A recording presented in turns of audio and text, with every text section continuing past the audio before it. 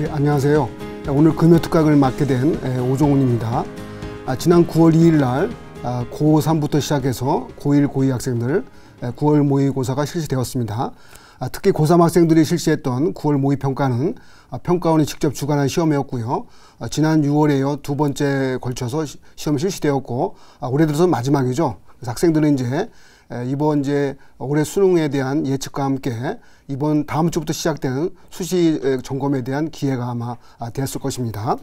오늘 이 시간에는 이틀 전에 실시했던 9월 모의평가에 대한 분석과 함께 수능 대책 그리고 수시 최종 지원 전략에 대해서 알아보겠습니다. 가채점 점수를 받아들고 어느 정도 상태에서 수시 전형에 대해서 지원할지 좀 궁금한 학생들 또 수험생 학부모님 여러분 이 시간에 아마 같이 하면 상당히 도움이 되도록 알려줄 것입니다. 자, 그럼 지금서부터 TBS 기적의 TV 상담받고 대학가자 9월 모의평가 가채점 분석 및 수시 지원 전략 지금 시작합니다.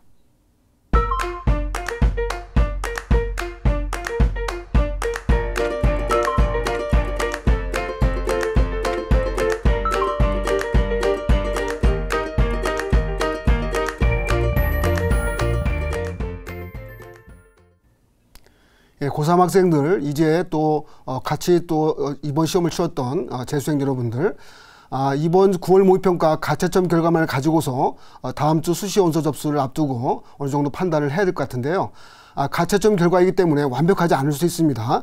그럼에도 불구하고 어느 정도 자신이 받은 원점수를 가지고서 내 자신의 위치라든지 등급 정도를 확인해 보시고요. 이번 9월 모의평가가 지난 6월에 비해서 어느 정도 성적이 또 향상됐는지 아니면 또 정체되었는지를 아마 확인하는 것이 필요할 것 같습니다. 일단 오늘 제가 주요하게 설명해 드릴 내용들은 다음 주 수시 원점수를 앞두고 이번 9월 모의평가 가채점 결과에 대한 정확한 해석이 상당히 중요한 사항이어서 이번 첫 번째 강의는 이에 대한 강의로부터 시작하려고 합니다. 즉 9월 모의평가 가채점 결과에 대해서 국어, 수학, 영어 또는 탐구까지 포함해서 어느 정도의 등급을 받아야 점수를 또 확인할 수 있는지에 대해서 설명해 드리고자 합니다. 이번 시험을 치는 학생들 많이 또 이번 시험 잘 보셨나요? 대부분 쉬었다는 분위기였는데요. 지난해 올해도 아마 물수능을 또 쉬운 수능을 예고하는지 아마 모르겠습니다. 이번 9월 모의평가 가채점 결과를 특히 만점자 비율을 통해서 전년도 수능과 한번 비교해 보겠습니다. 자, 화면 보시죠. 우리가 대체로 만점자 비율이 1%일 때를 기준으로 해서 1%보다 많으면 대체 쉬웠다는 경향이고요.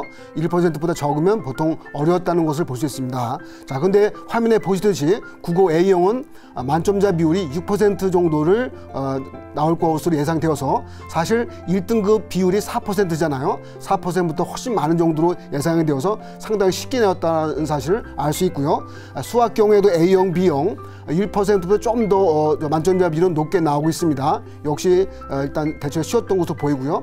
자, 그 다음에 영어가 있죠. 영어는 또 4%를 넘어서 국어 A형과 함께 만점자 비율 4% 넘어서고 있습니다. 즉 만점자만이 1등을 받을 수 있는 과목으로 예상이 되어서 아마 이번 9월 모의평가를 통해서 확인해 보면 올해 본 수능도 아마 쉬운 수능을 예고하지 않을까라고 생각할 수가 있겠습니다.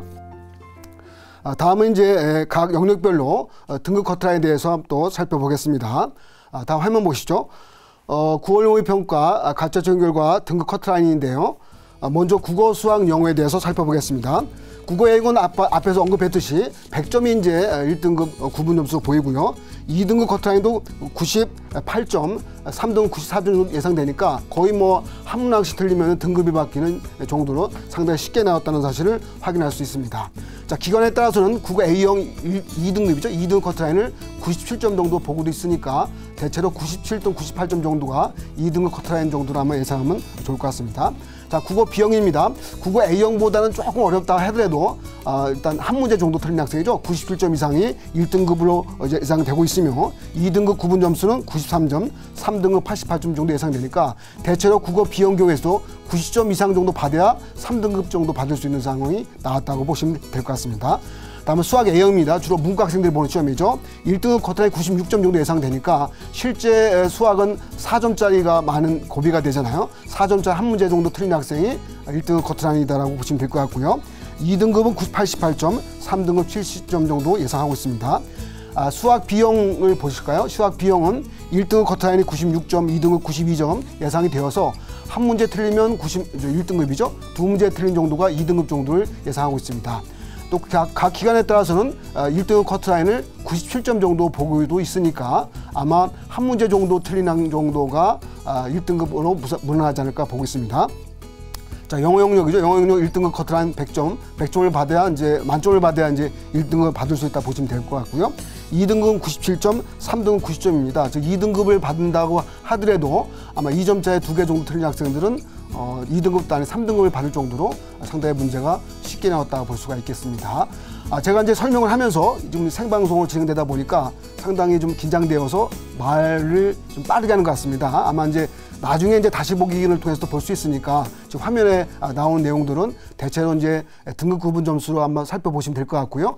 그리고 대체로 지금도 이제 포털이죠. 네이버라든지 다음 사이트를 통해서도 등급 구분 점수가 기관별로 쭉 총체적으로 나오고 있으니까 그걸 참고를 하면서 대체로 이번 시험이 국어 A형과 영어 경우는 만점을 받아 1등을 받을 수 있었다. 그만큼 이제 쉬웠다 보시면 될 것 같고요. 수학 경우에서도 대체로 한 문제 정도 틀린 정도 학생까지가 1등급을 받았고 두 문제부터 틀린 학생들은 2등급을 받을 정도로 대체로 쉽게 나왔다라고 이해하시면 될 것 같습니다. 자, 다음 화면 보겠습니다. 다음 화면 이제 탐구 영역을 보이고 있는데요.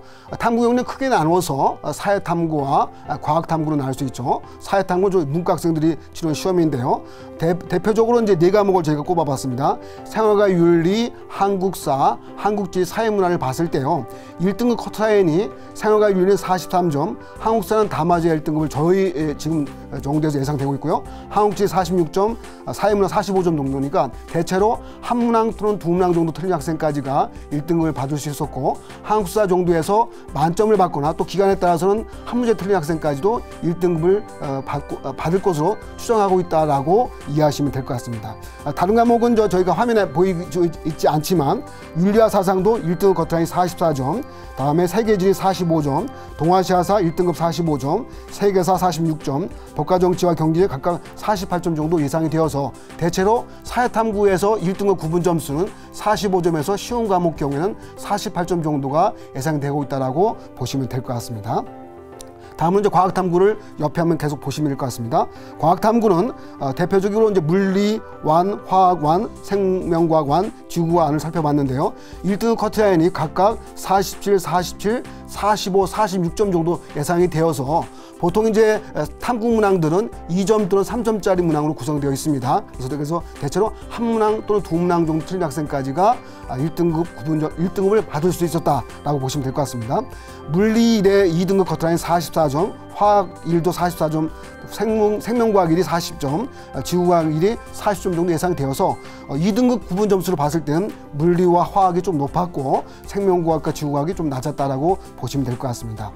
투 과목도 마찬가지입니다. 투 과목도 물리 투 과목의 1등급 구분 점수가 47, 화학투도 47, 생명과학도 47, 지구과학도 46점 정도 예상되어서 탐구 투 과목 경우에서도 대체로 3점짜리 한 문항 정도 틀린 학생까지 1등급이었고 두 문항 틀리면 한 2등급을 받을 수 있는 시험이었다라고 보시면 될 것 같습니다. 저희가 여기에는 이제 화면상으로는 제2외국어가 이제 기록되어 있지 않지만 제2외국어만 당장에 관심은 저는 아니겠죠. 대체로 제2외국어도 독일어, 프랑스어, 스페인어, 중국어 대체로 47, 48점 정도, 일본어도 마찬가지고요. 47점 정도가 1등급 구분 점수 보이고요. 러시아어 48점, 아랍어가 조금 낮아서 30점 전후가 아마 1등급을 받을 것 같습니다. 기초 베트남어 45점, 한문 47점 정도 예상되니까 보통 이제 아랍어 선택자하고 베트남어 선택자도 은근히 많을 텐데요. 아랍어는 30점 전후를 1등급을 받을 수 있다 보시고 기초 베트남어는 45점 정도가 1등을 받을 수 있었다라고 아마 제2외국어를 시험 치는 학생들은 아마 참고하시면 도움이 되겠습니다. 자, 그럼 이와 같이 이제 각 영역별 등급 구분 점수를 알아봤는데요. 그러면 이런 결과를 봤을 때 올해 수능은 과연 어떤 출제 경향을 보일 것인가가 가장 중요한 관심사가 될 것입니다. 저희는 이렇습니다. 지금 10수년간에 걸쳐 수능에 대한 결과를 계속 보고 또 예측을 해오고 있지만요. 작년도가 그랬죠. 9월 모의평가 때 국어 영역 상당히 쉬웠습니다. 그래서 A형, B형 모두 만점을 받아야 1등을 받을 수 있었는데 실제 본수능에 가서는 완전히 반전이었죠. 특히 국어 비용은 뭐 1등급 구분 점수가 91점 정도 예상이 되어서 아주 상당히 어렵게 아마 학생들이 봤던 시험으로 볼 수 있었는데요. 지금 보통 저희가 한 5년간 이상 9월 모의평가하고 실제 수능과를 비교해 봤을 때는요. 대체로 9월 모의평가 경향을 그대로 가져가는 경우가 많았고요.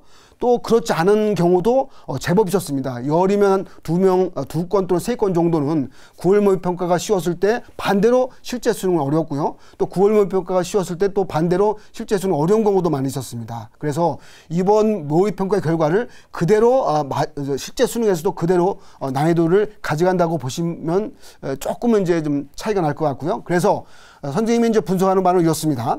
전반적인 수능 기조는 평이한 수능을 아마 가져갈 것으로 보입니다. 국어도 그렇고요. 수학도 그렇고 영어도 그렇습니다. 그런데 작년과 비교했을 때 특히 올해도 9월 모평가에 비했을 때 지나치게 쉽게 나왔다는 과목은 실제 수능에서는 약간의 변별력을 조정하기 위해서 난이도가 바뀐 것을 많이 봤습니다. 자, 자영도 수학 비용 어떻게 되었죠? 만점자가 1등급을 받을 수 있는 정도 지금 쉬웠습니다. 그렇다면 올해 수능에서는 그보다는 조금 어려워지지 않을까. 그렇다고 해서 많이 어려워진 것은 아니고요. 조금 어려워져서 대체로 우리 기관에서 예상할 때는 1등급 구분 점수가 96점 정도 그리고 만점자가 2% 전후로 내지 않을까라고 보고는 있습니다. 자, 그리고 작년도 어땠죠? 국어 비용 상당히 어렵습니다. 올해는 그보다 쉽게 나오겠죠. 그렇다 하더라도 이번 9월 모의평가처럼 국어 A형처럼 또 만점자가 또 6% 정도 나와서 상당히 쉽게 나온다는 거는 결과가 나오게 되면 또 변별력에 대한 논란이 일어나기 때문에 그보다는 좀 어렵게 나올 것으로 보고 있습니다. 전반적으로 이렇습니다. 전체적으로 쉬운 수능의 기조 맞습니다. 맞지만 만점자가 너무 지나치게 많이 나와서 변별력의 논란이 일어날 정도의 과목이 있다고 한다면 그보다는 조금은 조정한 정도로 약간 난이도를 있는 상태로 내는 것이 아마 일반적일 것 같습니다. 자, 그리고 탐구 영역인데요. 사실 국어, 수학, 영어가 요즘에 상당히 쉽게 나오다 보니까 탐구 영역이 반대로 영역이 커졌습니다. 왜냐하면 이제 국수형 경우에서의 점수차가 줄어들다 보니까 탐구 영역의 중요성이 더 커지고 있는데요. 올해도 아마 그런 기조를 계속 같이 가져가지 않을까 보고 있습니다. 그래서 특히나 과학 탐구, 자연계 학생들은 과탐 비중이 크잖아요. 크기 때문에 마지막에 2개월여 정도 남은 동안 상당히 충분히 준비해야 될 것 같고요. 그리고 이 문과 학생도 마찬가지입니다. 사회 탐구의 비중이 국영수에 비해서는 조금 못 미친다 하더라도 약 10에서 15%의 비중을 반드시 차지하고 있기 때문에 마지막 남은 2달여 기간 정도 사회탐구에 대한 준비도 상당히 필요할 것 같습니다. 특히 문과는 이제 제2외국어도 많이 보는데 제2외국어도 그렇게 좀 약간의 정성을 들여서 준비한다고 하면 또 정시 때는 탐구 과목 대체도 많이 일어나는 경우도 있으니까 그에 대한 대비도 필요할 것 같습니다.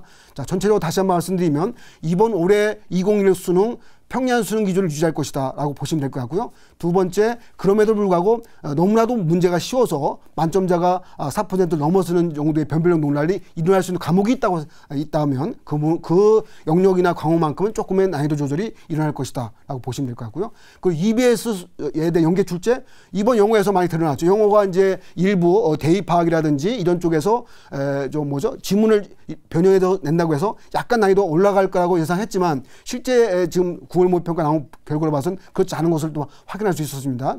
그런 의미에서 EBS 연계는 상당히 중요하다. 특히나 영어의 경우에서 연계 출제가 상당히 중요한 의미가 되다 보니까 마지막 남은 기간 동안에 EBS 교재에 대한 철저한 분석과 어떤 평가 그리고 준비가 많이 필요할 것 같고요. 국어 수학도 마찬가지입니다. 탐구 영역도 마찬가지로 EBS 수능 연계에 대한 효과는 올해도 마찬가지로 지속이 되니까 그에 대한 충분한 준비도 아마 이루어져야 될 것 같습니다. 자, 그렇다면 이제 이 정도로 수능 전체적인 결과에 대한 영역별 평가 분석은 마치고요. 그러면 이제 이번 9월 모의평가를 봤을 때 학생들이 궁금한 사항은 이렇습니다. 특히나 이번에 9월 모의평가를 치르고 나서 대부분의 입시 기관에서도 오프라인 장외 설명회를 보통 안 하고 있죠. 안 하고 있어갖고 부모님들이 이제 얻을 수 있는 입시 정보라고 하는 것은 지금 TBS에서 강의 방송되는 이런 정도의 금요 특강이라든지 아니면 이제 네이버라든지 다음에서 포털 사이트 통해서 어떤 등급 구분 점수 또는 이제 각 기관별로 온라인에서 제공되는 정보를 통해서 확인할 수 있는데요. 제가 이제 지금부터 드릴 말씀은 이번 9월 모의평가 결과를 똑같이 정시에서 가져간다고 했을 때 정시 지원 대학선은 어느 정도 되느냐에 대한 상당히 중요한 정보를 드리고자 합니다. 자, 먼저 인문계입니다. 자, 화면 보시죠. 9월 모의평가 가채점 결과를 봤을 때 이건 원점수 기준입니다. 정확하게 평가했을 때 이제 표준 점수라든지 100분위도 봐야겠지만 원점수 기준을 봤을 때 최상위권 대학을 지원할 수 있는 점수대는 이번 9월 모의평가를 봤을 때 그렇습니다. 400점 국수 영탐 기준에 394점, 다음에 국수형 300점 만점에는 298점 정도, 주로 연대교영, 고대교영, 서울대에 대한 지원 선으로 보시면 될 것 같습니다. 자, 서울대는 이제 그 사과대와 또 인문대 정도 지원선으로 보시면 될 것 같고요. 자, 그러면 이 점수를 어떻게 해야 되느냐? 자, 국영수 다 만점 받으면 몇 점입니까? 300점 만점입니다. 그 298점이라는 것은 수학도 아니고요. 국어나 영어에서 한 과목 정도 틀린 학생 정도가 실제 이번 9월 모의평가가 정시와 똑같이 가져갔을 때 그 정도의 지원 합격성이다라고 보시면 되니까 거의 뭐 연고대 최상위학과 또는 서울대 중위권 이상학과를 목표로 하는 수험생 입장에서는 이같이 문제가 쉽게 나왔을 때는 국영수 경우에는 거의 뭐 한 문항 정도 틀려야 되고, 국수영탐을 통틀어 봤을 때도 전체적으로 한 두 개 정도, 또 많아야 뭐 점수 배점 작은 세 문항 정도가 되어야지 합격 가능하다라고 보시면 될 것 같습니다. 자, 연대고대 지원 하한선인데요. 400점 만점은 385점, 그다음에 300점 국수형 만점으로는 293점 이상을 예상하고 있습니다. 주요 11개 대죠. 주로 중앙대, 경희대, 시립대까지 봤을 때 주요 11개 대 지원서는 400점 만점에 국수영탐 기준은 371점, 그다음에 국수형 기준에서는 285점 이상이고요. 서울적 중위권 대학, 동대, 홍익대 지원서를 보실 수 있습니다. 400점 만점에 362점, 그다음에 국수형 만점에 300점 만점은 279점을 받아보고 있으니까 실제 서울적 중위권 대하고 최상위권 대를 봤을 때 몇 점 차이죠? 30점 정도를 차이 나는 정도의 차이밖에 안 나니까 거의 뭐 그게 큰 카테고리에서 스카이대 또는 주요 상위권대, 서울적 중위권대를 가르는 성이다 보니까 상당히 이렇게 문제가 쉬워질수록 점수차가 많이 좁아지고 있다는 것을 아마 알 수가 있을 것입니다.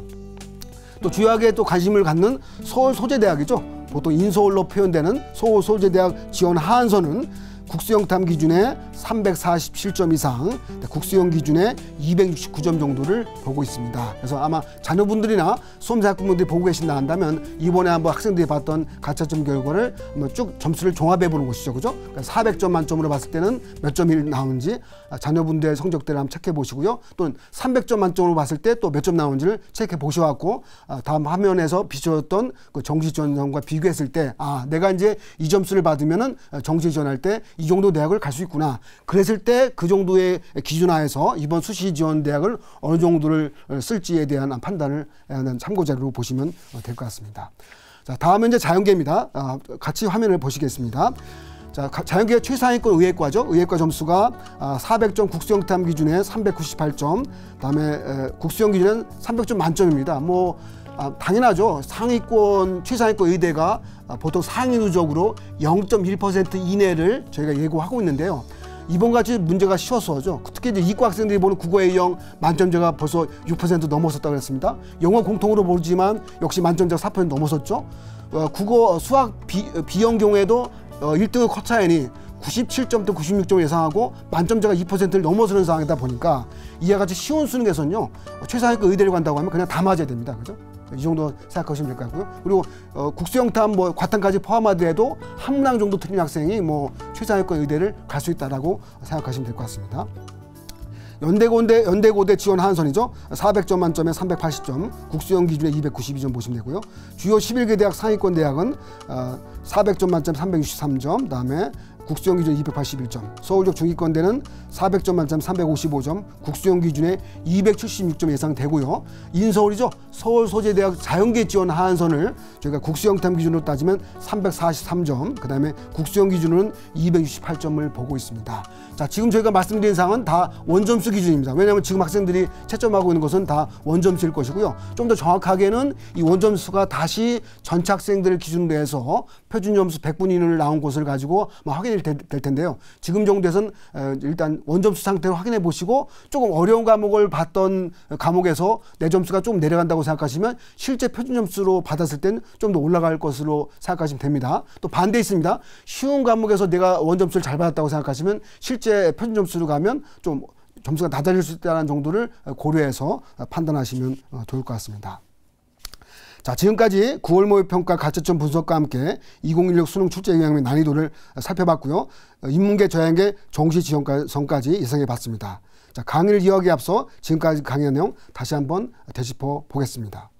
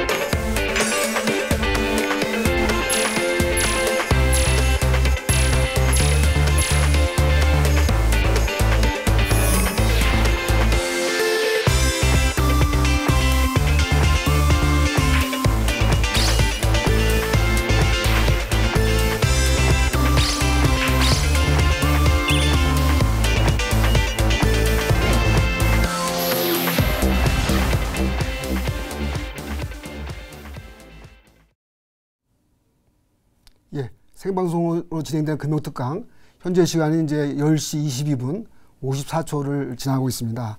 앞에서 제가 설명해 드리면서 좀 빠르게도 설명해 드렸고 또 화면이 많이 나오다 보니까 조금 이제 어렵게 보신 아마 시청자 여러분들도 계실 텐데요.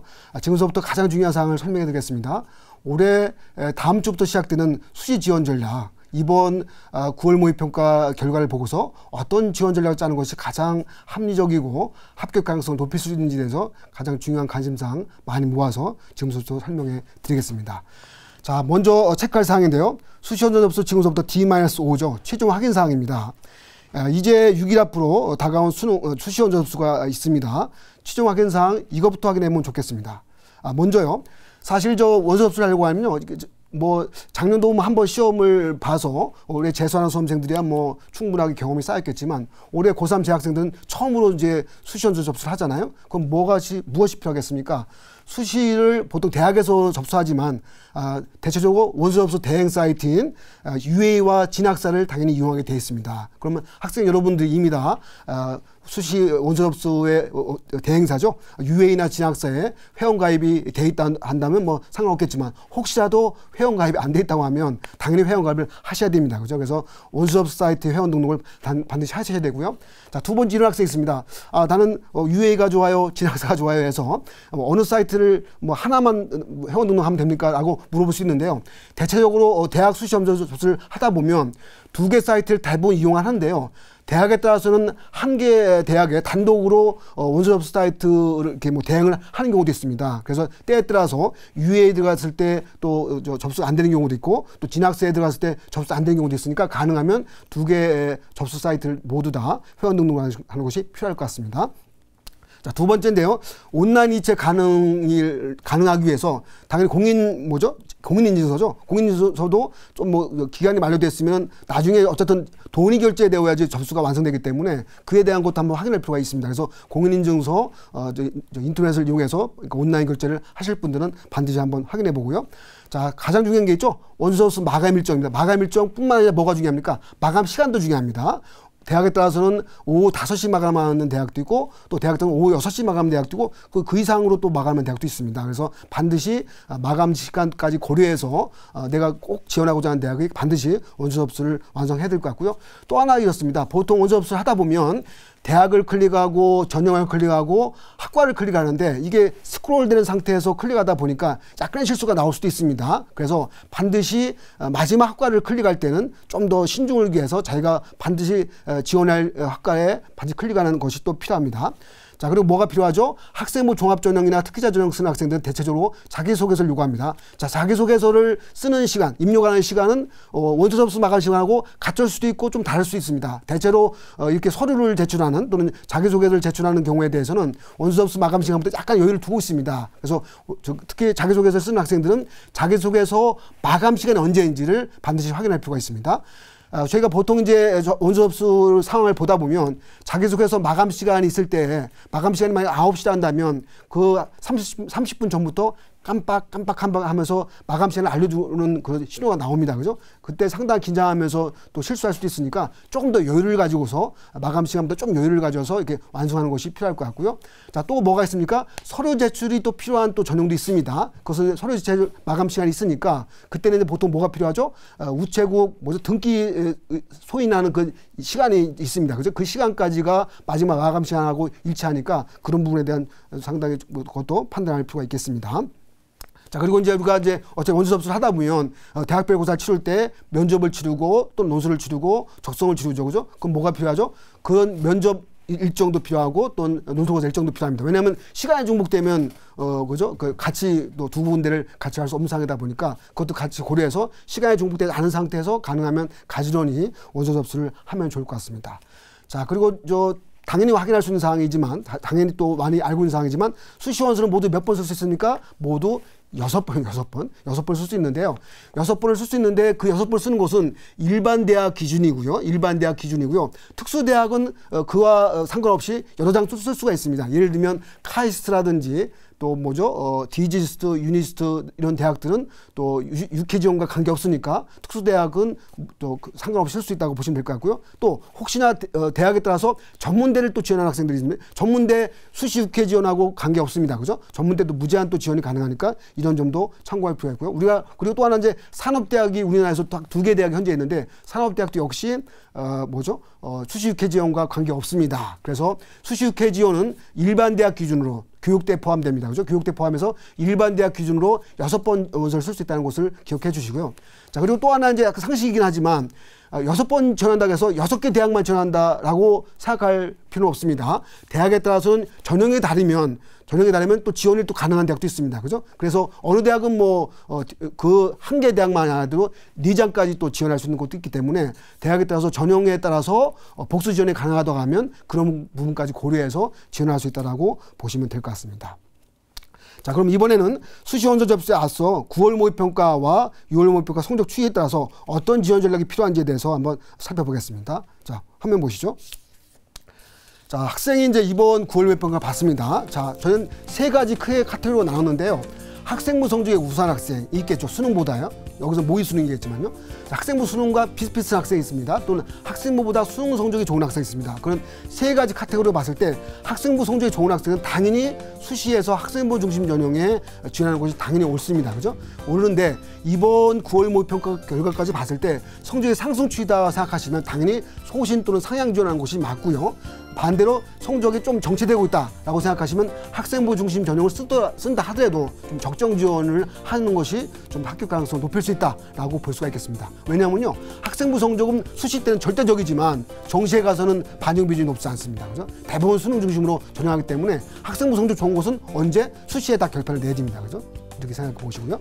자, 그다음에 학생부 수능과 비슷한데 이번 9월 성적이 잘 나왔다라는 학생들은 수시 전형을 쓸 때 크게 학생부 중심 전형도 있고 논술 전형이 있는데 두 전형을 좀 병행해서 쓸 필요도 있습니다. 그래서 거기에 대한 적정 지원이 필요하고요.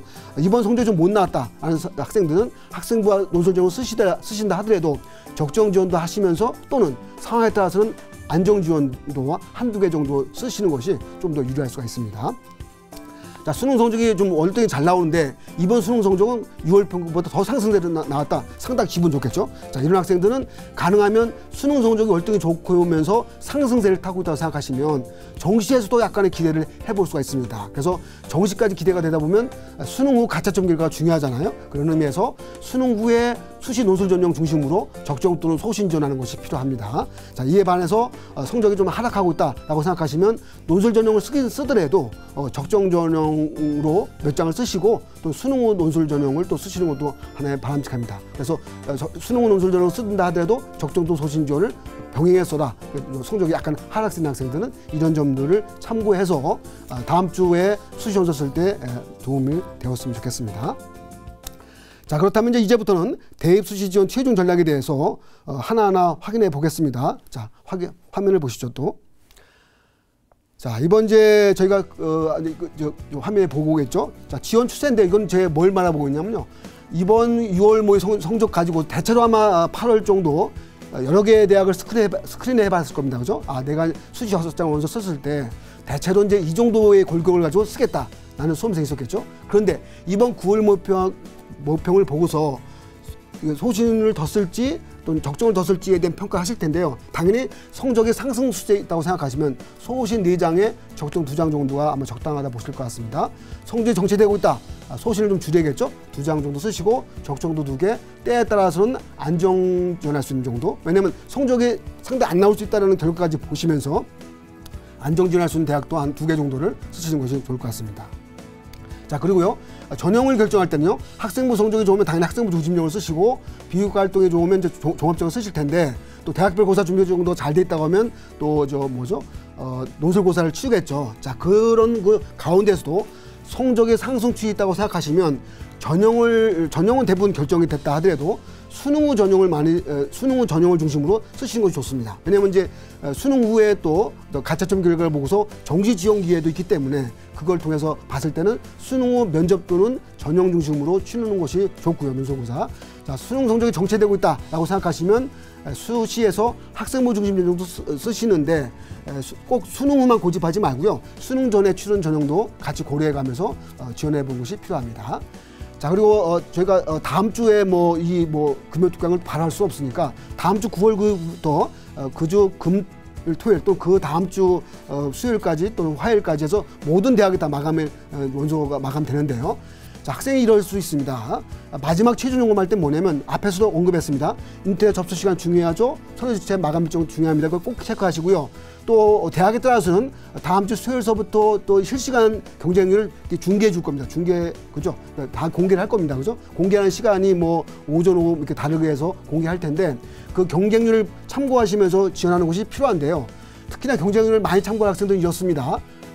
학생부 중심 전형 쓰는 학생들은 사실은 경쟁률 추이에 따라서 몰리면 합격선이 올라가고 좀 몰리지 않으면 합격선이 떨어질 수 있습니다. 그런 식의 좀 지원 자격이 좀 더 엄격하거나 학생부 중심 전형을 쓰는 학생들은 실시간 경쟁률을 참고할 필요가 있고요. 반면에 논술고사 같은 경우에서는 사실 기본적인 경쟁률이 20대를 넘어가고요. 적성전형도 마찬가지입니다. 그런 경우에서는 논술고사라든지 적성전형 경우에서는 경쟁률을 지나치게 민감하게 반응해서 학과를 옮긴다거나 그런 것을 굳이 할 필요 없으니까 굳이 제가 참고해서 말씀드리면 학생부 중심 전형을 쓰는 학생들 그리고 지원 자격이 엄격한 전형을 쓰는 학생들은 실시간 경쟁률을 참고해서 약간의 갈아타기도 필요할 수 있다라고 보시면 될 것 같습니다. 자, 그럼 전형별로 좀 자세하게 저희가 수시 지원 전략에 대해서 알아보겠습니다. 먼저 논술 전형입니다. 논술 전형을 많이 치를 텐데요. 다음 화면을 통해서 논술고사 실시대학 및 논술고사 전형을 치를 때 어떤 지원 전략이 필요한지에 대해서 간단히 살펴보겠습니다. 자, 화면 보면서 설명하겠습니다. 자, 지금 이제 수능 전과 수능 후로 저희가 크게 나눠놨습니다. 왜냐하면 이제 수능 전에 치르는 논술고사는 수능에 대한 부담이 약간 있다고 보셔야 됩니다. 그죠? 수능 후에 치르는 논술고사는 수능 부담이 전혀 없는 것이죠. 다 아시죠? 그죠? 수능을 치르기 전까지는 수능에 대한 올고지 준비를 쭉 하셔야 되는데 지금 이제 9월부터 시작해서 실제 수능까지는 2개월 요 정도 남았단 말이에요. 근데 이제 논술고사를 치르거나 면접고사를 치르다 보면은 거기에 대해 뺏기는 시간 때문에 수능을 또 올고지 준비를 못 하게 됩니다. 그래서 학생에 따라서 수능에 대해서 상당히 집중적으로 준비할 수험생들 입장에서는 수능 전에 치른 논술고사를 제한적으로 보는 게 좋고요. 그렇지 않고선 논술고사 수능보다는 이제 논술고사라든지 면접에 대해서 상당하게 집중을 하는 수험생들은 수능 전 논술고사를 또 치러도 상관없겠습니다. 자, 대표적으로 상위권 대학에서는 수능 전 논술고사 10월 3일 연세대학교가 치르죠. 그죠? 그리고 이제 수능 후에는 이제 대부분 주요 대학들이 다 치릅니다. 고대, 성대, 한양대, 서강대, 이화여대, 중대, 경희대, 외대, 시립대가 다 치르니까 학생들이 이제 이쪽 주로 상위권 라인이죠. 상위권 대학 라인에서 수시 원서를 쓸 때, 논술 전형 쓸 때 몇 개 대학을 쓸지, 그죠? 요 정도 대학 라인을 정해보는 노력이 필요할 것 같습니다. 자, 그리고 수능 전에도 이제 또 건대, 동대, 홍익대, 한양대, 에리카, 항공대까지 역시 수능 전에 논술고사를 치릅니다. 주로 이제 이 정도 대학들에 지원하는 수험생들 추이를 보면 대체로 이제 수능은 이제 평균 3등급 때 나오는데 좀 더 자신보다 자기가 본래 나오는 수능 성적 때보다 높은 대학을 가고 싶다는 학생들이 많이 치릅니다. 자, 그 학생들한테 또 관심 있는 논술 전형일 수 있고요. 자, 그 가운데 올해 이제 건국대학교가 수능 최저 기준을 폐지했습니다. 그러면서 이제 다른 경쟁 대학에 비해서 경쟁률이 많이 세질 것 같은데요. 이런 점들 고려해서 수능 최저가 있는 전형이 나한테 유리할지 또 수능 최저 없는 전형이 본인한테 유리할지에 대해서는 아마 판단을 하셔야 될 것 같습니다. 그에 따라서 건대 논술이 좀 더 유리할지 아니면 동대, 홍대 논술이 좀 유리할지를 아마 판단해 보시는 것이 좋을 것 같습니다. 자, 수능 후에 논술고사를 치르는 대학도 많죠. 서울 과기대, 아주대, 인하대, 숙대, 숭실, 당국대, 경희대, 부산대가 있는데요. 보통 수능 후 논술고사를 치르는 대학들을 고려하실 때는 당연히 수능 직후 토요일, 일요일이 있습니다. 그죠? 그리고 수능 다음 주 토요일, 일요일 크게 보면 4번의 기회입니다. 4번의 기회. 크게 보면 4번의 기회이고 상황에 따라서 같은 날 토요일 날 치를 때 오전, 오후가 있다고 하면 2번도 가능하겠죠. 그죠? 그런 정도로 생각해서 아마 논술 전형 일정하고 원서 접수할 때 그 지원 대학 선택하실 때 참고하면 좋겠습니다. 자, 그리고 수능 전에 치른 대학에 또 있습니다. 카톨릭 대하고 경희대학교 인문계열만 치르지만 수능 전에 치르고요. 수능 후에 이제 강원대, 서울여대, 세종대, 연세대가 논술고사 치릅니다. 이들 대학들 가운데서는 현재 경기대학교가 수능 체제가 없습니다. 수능 전에 치른 논술고사 치른 대학들 가운데는, 그리고 수능 후에 치른 논술고사 대학들 가운데는 지금 거명한 대학들 가운데 가운데가 또 수능 체제가 없습니다. 자, 항상 말씀드립니다. 내가 수능 취재가 있는 것이 유리할지 없는 것이 불리할지에 대해서는 학생 경우마다 다 다릅니다. 그죠? 그래서 내가 수능 취재가 있는 것이 유리하다고 생각하면 그런 쪽을 지원하시는 게 좋고요. 수능 취재가 없는 것이 유리하다는 학생들은 당연히 수능 취재 없는 조건의 대학들을 지원하는 것이 필요할 것 같습니다. 자, 그리고 이제 뭐 여러 가지의 뭐 지원 패턴이 있겠죠. 그죠? 내가 소신 지원하다고 생각하면 상향 지원이고, 안정 지원이라고 생각하면 적정 지원인데, 이런 것을 여러 가지 걸 다 고려해서 지원하는 전략이 필요할 것 같습니다.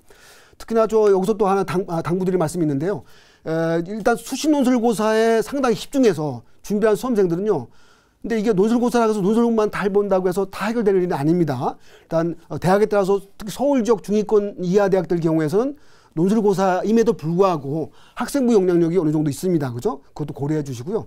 또 수능 최저가 또 기준이 강화되어 있는데 또 약화되어 있는 것도 비교해 보시고, 또 이제 수능 최저보다도 또 논술고사의 역량력이 또 큰 대학들은 큰 대학들 내외 준비가 또 필요합니다. 여기에도 또 준비를 하는 노력이 필요할 것 같습니다. 그리고 또 하나 있죠. 일단 수능 최저가 없는 대학들은 이미 다 거론이 됐습니다. 그럼 수능 최저가 있을 때는 뭐가 중요하냐? 당연합니다. 수능 취소가 통과 안 되면 모든 것이 다 무효가 됩니다. 그래서 실제 수시 논술고사에서 수능 최저가 있는 전형을 지원하는 수험생들 입장에서는 가장 기본적으로는 논술고사 잘 보는 것도 중요하지만 수능 최저 맞추는 것도 상당히 중요하기 때문에 내가 반드시 이 과목만큼은 최저를 맞춰야겠다고 생각하시면 남은 2개월 정도 기간 동안에 그 과목이나 영역을 집중적으로 파서 내가 최저를 반드시 통과해서 원하는 대학을 합격할 수 있는 길을 아마 열어두는 것이 아마 좋을 것 같습니다. 자, 그럼 이제 논술 전형을 지금까지 살펴봤는데요. 논술 전형을 지원할 경우에 어떤 예가 나올지에 대해서 화면을 통해서 설명해 드리겠습니다. 먼저 인문계입니다. 자, 화면에 나오죠. 인문계 상위권 학생들이 이런 정도의 지원 패턴을 갖겠죠. 연대 논술 하나 쓰고요. 고대, 성대, 서강대, 중앙대 논술 쓰고요. 또 이제 한양대나 이대 논술 쓰게 되면 모두 6장이 다 됩니다. 그죠? 사실 이들 원서를 쓰는 가운데서는 만약에 학생부 종합전형이나 특기자 전형을 쓰게 되면 이 가운데 몇 장의 원서를 빼야겠죠. 그죠? 이 정도 생각하시면서 원서를 먼저 넣어보면 될 것 같습니다. 지금 이제 저희가 논술 일정까지 나오고 있으니까 10월 3일 날 연대가 보죠. 다음에 수능 다음 주 토요일이죠. 11월 21일 날 고대가 보고요. 수능 직후 토요일입니다. 성대가 보고요. 그 다음 일요일이죠. 서강대가 보고, 수능 다음 주 토요일 날 중앙대가 옵니다. 이게 대체로 이제 논술 일정이 겹치지 않은 상태에서 제가 고려해봤고, 이대가 또 11월 22일 날 수능 다음 주 일요일 날 보죠. 이게 가장 기본적인 패턴이다 보니까 이 정도 대학들 그 가운데 어느 정도의 대학을 정할지를 보시면 될 것 같습니다. 자, 그리고 저희가 대표적으로 인문대에서 경영대를 저희가 소개해드렸지만은 뭐 저희가 또 원하는 대학들 많죠, 그죠? 많은 대학들 그 경우에서 또 지원해보는 것이 필요할 것 같습니다. 다음 면만 보겠습니다. 다음은 자연계입니다. 마찬가지입니다. 연대, 고대, 성대, 서강대, 중앙대, 또 의대를 쓰는 학생들은 의대에 또 논술고사라든지 면접 전형 있잖아요. 이걸 또 고려해서 원서에 대한 지원을 정해야 되는데, 보통 의대를 같이 지망하는 수험생 입장에서는 아마 원서가 상당히 제한될 겁니다. 그렇죠? 꼼꼼하게 고려해 보셔서 어느 것을 쓰는 것이 나한테 유리할지에 대해서 최종 판단하는 것이 필요할 것 같습니다. 자, 다음 화면 보겠습니다. 다음엔 상위권 교과 전형 중심으로 저희가 살펴볼 텐데요. 상위권 교과 전형, 그러니까 누구겠죠? 당연히 학생부 성적이 월등한 학생입니다. 월등한 학생들이 어떤 지원을 하는 것이 좋을지에 대해서 화면을 통해서 설명해 드리겠습니다. 자, 화면 보시죠. 자, 서울대, 연대, 고대 각각의 일반 전형 또 지역 균형이죠. 또 학교활동 우수자 전형, 융합병 또 학교적 추천 전형. 연대에 또 이렇게 또 서영구를 쓴 학생들이 또 원서 갖다 쓰다 보면 3장, 4장 정도니까 한두 장 또 남잖아요. 그죠? 연대 논술, 또 고대 논술 쓰는 경우 많이 있고, 또는 이제 성대, 성균인대나 논술 전형을 쓰는 경우를 많이 봐왔습니다. 이 정도의 기본 패턴을 보시면서 내가 어느 정도의 상황에 쓸지를 또 결정해 보시는 것이 필요할 것 같습니다. 자, 다음 보겠습니다. 자연계인데요. 자연계도 역시 마찬가지입니다. 서연고, 그다음에 포항고대 포함해서 쓸 수 있는데요. 당연히 이제 면접 전형 일정도 고려해 보셔야 되고요. 그리고 이제 내 눈높이에 따라서 또 서영구에 끝일지 또는 또 성대 한양대까지 쓸지에 대한 결정도 필요할 것 같습니다. 자, 다음엔 또 학생부 종합 전형에 대한 패턴도 살펴보겠습니다. 자, 학생부 종합 전형에 대한 패턴에 대해서 화면을 통해서 설명해 드리겠습니다. 자, 화면 보시죠. 자, 학생부 종합전형입니다.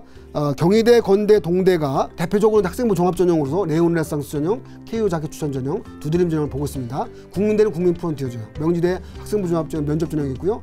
자, 이렇게 해서 5장 정도 나오는데요.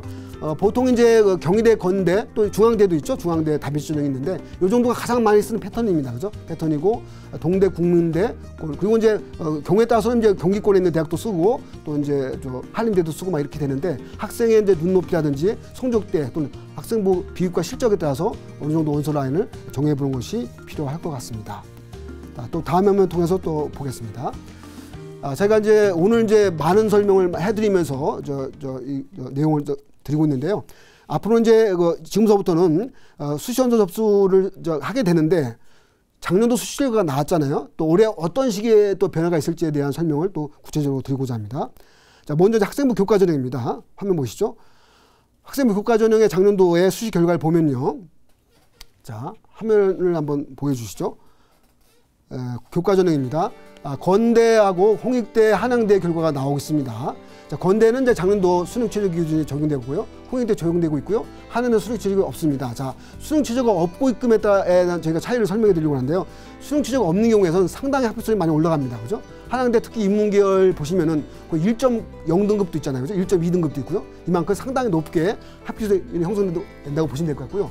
자, 건대, 홍대를 비교해 봤을 때 홍대 교형이 학생부 교과 전형으로 보기에는 상당히 합격률이 낮게 나오고 있습니다. 1.9등 정도. 올해도 마찬가지일 텐데 이게 왜냐면요. 수능 최저 기준이 상당히 높다고 보시면 됩니다. 수능 최저 기준이 홍대는 어떻게 적용되냐면요. 평균 2등급, 두 개 영역 2등급에다가 또 다른 영역 또 3등급을 넘어야 됩니다. 그죠? 이 정도 어떤 상황에 따라서 수능 최저 기준이 그 지원 대학 기준에 비쳤을 때 높다고 하는 경우에는 합격선이 좀 더 낮게 나올 수 있다는 점도 참고해서 올해도 그런 결과가 또 예상되니까 그런 부분들도 참고해서 지원해 보면 좋을 것 같습니다. 자, 다음은 이제 학생부 종합전형에 대한 작년도 수시 결과는 올해 예측입니다. 자, 화면 보시죠. 학생부 종합전형입니다. 건대, 중앙대, 경희대 사례를 보일 텐데요. 세종대 사례가 보이고 있습니다. 자, 학생부 종합전형도 사실은 종합전형이니까 이제 학생들이 지원할 때 보면 내가 내신 이제 4, 5등급 대 정도 돼도 서울 지역 또 주요 대학들을 지원할 때 문제 없겠지로 생각하겠지만 그렇지 않습니다. 그죠? 대체적으로 학생부 종합전형도 교과 전형 정도 아니지만 대체로 높은 교과 내신 평균이 나오고 있습니다. 그죠? 그래서 너무 낮은 내신을 가지고서 비교과 실적으로 크게 뚫는다고 보시지 말고요. 대체로 비교과 수상 실적이 우수하면 얼마? 0.5등급 정도를 앞설 수 있다, 역전할 수 있다 정도를 고려해 보면서 지원하는 것이 필요할 것 같습니다.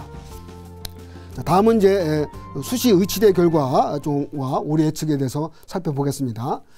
작년도 수시 의치대 결과를 주요 대학 중심으로 저희가 설명해 드리겠습니다. 자, 화면 보시죠. 서울대, 연대, 고대 결과와 수도권, 지방권 결과가 나오는데요. 자, 화면을 통해서 이제 대개 의치대니까 거의 1등급 초반대를 형성하겠다는 거 당연히 아시죠? 제가 이번에 강조하고자 하는 사항은 뭐냐면 지방권 교과 평균입니다. 지방권 교과 평균. 보통 1.3등급에서 1.7등급 정도가 교과 전형에서 나오고 있는데요. 최저 기준이 높은 경우에는요. 최저 기준이 높은 경우에는 상황에 따라서 3등급 대 합격 때도 많이 나왔습니다. 상당히 놀라실 겁니다. 의대인데 어떻게 3등급 대 합격자 나오냐. 그 사연은 이렇습니다. 보통 을지대라든지 이런 지방 일부 경대, 경북대죠. 이런 대학들 경우에서 때에 따라서 수능 최저 기준을 살펴보니까 4개 등급 앞 5를 요구하는 보통 연대가 이제 주요 이제 우리가 의대에서 관심을 받는데 연대는 이제 뭐죠? 3개 1등급이죠. 그죠? 자, 3개 1등급하고 4개 등급하고 5는 차원이 다릅니다. 자, 4개 등급하고 5는 어떻게 나와야죠? 기본적으로 3개 영역이요. 3개 영역이 111을 찍어야 되고요. 그리고 이제 나머지 등급이죠. 나머지 등급이 2등급 나와야 된다. 그죠? 그러니까 이제 나머지 잘 못한 등급도 2등급을 나와야 되니까 4개 등급하고 5 나온다는 건 상당히 어렵습니다. 그런 경우에 전형에서는 때에 따라서 합격자 내신이 3등급 대학치도 나왔다는 점도 고려해 보시면서 특히나 이제 의대 지원생들 경우에서는 수능 최저 기준이 높으냐 낮으냐에 따라서 교과 내신에 대한 합격자 평균이 우리가 평소 예상하는 데와의 결과보다 다르게 나올 수 있다는 점도 참고해 보시고요. 자, 이에 비해서 논술 전형은 좀 상황이 다르죠. 논술 전형은 어쨌든 이제 수능 최저 통과된 학생들 가운데 또 상당히 우수한 학생들이 치다 보니까 교과나 학생부 전형에 비해서 논술 전형의 교과 평균 내신 때는 2등급 대 정도 나오고 있으니까 일단은 내신이 조금 안 나오는데 의시대를 도전해 본다고 하면 그런 학생들한테는 논술 전형이 하나의 기회가 될 수 있다고 보시면 될 것 같습니다. 자, 이어서 역시 상위권 학생들이 관심 많이 갖는 2015 서울대, 고대연대 수시 결과 및 오류 예측을 확인해 보겠습니다. 자, 화면 보시죠. 자, 서울대, 연대, 고대 결과가 나오고 있습니다. 교과 전형일 때는 대체 1.2등급 전후죠. 그다음에 학생부 종합 전형일 때는 1.4등급 전후였고요. 고대 경우는 융합평균제 전형이 2.7등급으로 조금 낮은 것으로 보이지만 여기에는 이제 특목 자사고 결과까지 포함되어 있다고 이해하시면 될 것 같습니다. 논술 전형에는 2등급에서 3등급대 걸쳐 있죠. 연대가 이제 3.0등급 정도로 고대보다 좀 약간 낮게 나오는 이유는요. 연대가 고대보다 훨씬 더 수능 출제율이 높습니다. 아시는 분 알겠지만요. 문과 4개 영역 등급합 6이죠. 이과 4개 영역 등급합 7에다가 또 수학과 과탐 등급합 4이냅니다. 역시 고대보다 상당히 수능 출제가 높기 때문에 내신의 합격대가 좀 낮게 나오고 있다고 보시면 될 것 같고요. 특기자 전형도 역시 고대가 국제인재 3.5등급 정도, 연대 특기자 인문학 사회과학이 2.3등급 정도 나오는데 요건 이제 주로 특목 자사고 학생들이 많이 지원하다 보니까 내신 합격대가 조금 더 그들 학생들 기준에서는 높다 할지 모르겠지만 일반적으로 좀 다른 일반고에 비해서는 낮게 나오고 있다고 보시면 될 것 같습니다. 연대 국제기업은 이제 송도 캠퍼스 모집하는데 이 특기자 인문사회과학보다의 내신보다는 좀 더 3등급대 정도로 좀 낮게 나오고 있다는 점도 참고하시면 좋을 것 같습니다. 자, 자연계도 마찬가지입니다. 자연계 보실까요? 교과 전형, 종합 전형, 논술 전형 대체로 인문계 기준과 비교했을 때 1.2등급, 1등급에서 2등급대, 논술 전형은 2등급대 가지고 있고 특기자는 이제 4등급대 정도를 가지고 있는데 특기자 전형에 이제 이렇게 좀 더 낮게 나오는 이유는 좀 과학부 학생들이 지원해서만 합격을 하다 보니까 좀 더 낮게 나오고 있다는 거 기억하시고요. 또 하나 여러분들 올해 입시에서 많이 포인트 있죠. 올해 과학고 조기 졸업 제한 많이 들으셨을 겁니다. 그죠? 조기 졸업 제한에 따라서 서울대는 조기 졸업자만 일반 전형에 지원할 수 있고요. 고대 연대는 상위 대학 진급자까지 포함해서 전하게 돼 있는데 어쨌든 서울대로 보면 100명 중 만에 20명꼴로 전하다 보니까 상당히 그만큼 지원자가 많이 줄어들고요. 연대 고대로 보더라도 많이 지원해야 100명 중 40명꼴 정도로 과학부 학생들이 조기 졸업 제한에 따라서 지원하는 폭이 작년보다 많이 줄어들다 보니까 올해는 그 정도의 틈새 이용해서 일단 일반고 학생들 가운데 또는 자사고 학생들 가운데 또 과학 특기 능력이 있다, 수학 특기 능력이 있다고 생각하시는 학생들은 이번에 상당히 좋은 기회가 되니까 이번 좋은 기회를 아마 놓치지 말고 이용해 줬으면 좋겠습니다. 자, 그러면 이제 마지막으로 2016 수시 자기소개서 최종 점검사항도 한번 살펴보면서 설명해 드리겠습니다. 제가 이제 설명을 쭉 하다 보니까 화면 통해서 설명하다 보니까 이제 말도 빨랐고 또 이제 상당히 빠르게 진행되었죠. 어쨌든 지금 이제 오늘 생방송이 끝난다 하더라도 다시 보기죠. 또 재방을 통해서 또 충분히 볼 수 있으니까 그때는 화면도 보시면서 또 지금 말씀드렸던 사항들을 참고해서 들으시면 좀 더 많은 도움이 될 것으로 알고 있습니다. 저희가 이제 또 하나 또 설명드릴 사항이 있습니다. 이번에 이제 수시 원서 접수를 하다 보면요. 대체로 저희가 몇 년에 걸쳐서 이런 경우를 많이 봤습니다. 이번 9월 모의 가채점 결과를 가지고서 원서 라인을 많이 바꿀 수도 있는데 대체로 사실 가채점 결과이기 때문에 특히 최종 결과는 언제 나오죠? 9월 말에 나오잖아요. 그러니까 지금까지 8월 달까지 생각해 놓은 곳이 있으면 거의 70~80% 이상은 그대로 수셔도 된다고 보시면 됩니다. 그죠? 그대로 수셔도 되고요. 다만 이제 이번 9월 모의평가 결과를 봤을 때 지나치게 성적이 잘 나왔다거나 또 지나치게 성적이 못 나왔던 학생들 정도에서만 지금까지 생각했던 8월 달까지 가져왔던 원서 라인을 한두 장 정도 바꾸는 정도로 가시는 것이 좀 더 안정적으로 지원할 수 있는 아마 패턴이 될 것 같습니다. 다시 말씀드리면 뭐냐면 이번 9월 모의평가 가지고 원서 라인을 너무 바꾸지 말라는 얘기예요. 그죠? 그리고 이제 앞에서도 저희가 빠르게 얘기하다 보니까 이제 또 그런 말씀 못 드렸지만 사실 이번 9월 모의평가 때 이런 학생들 있을 겁니다. 그죠? 찍어서 맞춘 학생들. 찍어서 맞춘 학생들도 아마 있겠죠. 그죠? 그런 학생들은 사실 점수를 빼고 자기 등급을 또 해석할 필요도 있어요. 그죠? 그런 정도도 잘 확인하면서 원서를 쓰는 것이 필요할 것 같습니다. 자, 자기소개서에 대해서도 말씀드리겠습니다. 마지막까지 지금 피치 올리면서 자기소개 쓸 텐데요. 자, 뭘 가장 마지막으로 최종 체크를 해야 되냐? 자, 이것입니다. 자기소개서 최종 점검사항 첫 번째, 지원하는 대학명 및 모집 단위가 정확하게 쓰였나를 보셔야 됩니다. 학생이 이게 여러 장의 원서를 쓰다 보니까 카피해서 많이 쓰잖아요. 내가 이제 A 대학을 전하는데 이게 카피하다 보니까 B대학 걸 또 A대학으로 쓰는 거예요. 이거 쓰시면 안 됩니다. 그죠? 꼭 반드시 최종 지원대학하고 또 지원대학 명미, 모집 단위도 정확하게 파악하셔서 확인해 보시고요. 자, 두 번째, 학생부 기재사항과 다르게 표현되는 것인지 꼭 확인해 봐야 됩니다. 자, 여러분들 자기소개서 요즘 흔히 뭐 자소설까지 얘기할 정도로 이렇게 자기소개서는 이제 과정을 쓰기 때문에 스토리가 나오기 때문에 조금 더 과장도 있을 수 있는데 실제 대학은 뭘 믿겠습니까? 학생부를 전적으로 믿겠죠. 그죠? 그래서 학생부에 있는 기록하고 내 자기소개에 써 있는 결과하고 다르면 안 되니까 그걸 반드시 확인해 볼 필요가 있고요. 또 여러 질문한 항목에 대해서 중복된 경험이 있는지 보시고요. 마지막 맞춤법 오탈자 있는지 보시고요. 또 금지 항목에 서술되어 있는지도 반드시 체크해 볼 필요가 있습니다. 자, 금지 항목에 대한 서술에서는요. 뭐가 필요하냐면 학생부 종합 전형은 금지 항목이 많습니다. 뭐 토플 성적 쓰지 말라, 뭐 경시대 쓰지 말라 많죠. 그런데 특기자 전형은 또 다 쓸 수 있습니다. 그죠? 쓸 수 있는 것과 쓸 수 없는 것이 구분되니까 이걸 또 마지막까지 잘 점검해서 살펴볼 필요가 있겠습니다. 자, 지금까지 이제 9월 모의평가 가채점 분석도 해봤고요. 수시 지원 전략에 대한 다양한 방법도 살펴봤습니다. 그러면 이제 강의 마무리에 앞서 지금까지 강의한 내용 다시 한번 되짚어 보겠습니다.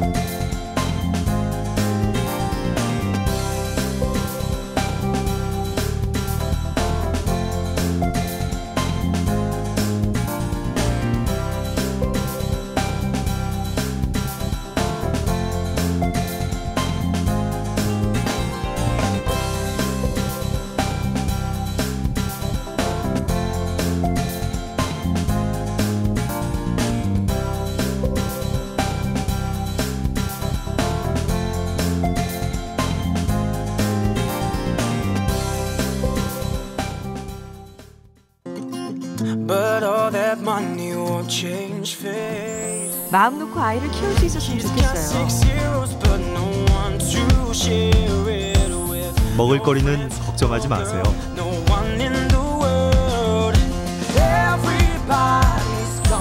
올해는 꼭 취업하고 싶습니다.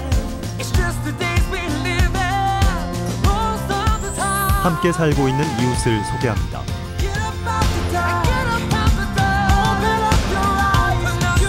밤길 안심하고 다닐 수 있었으면 좋겠어요.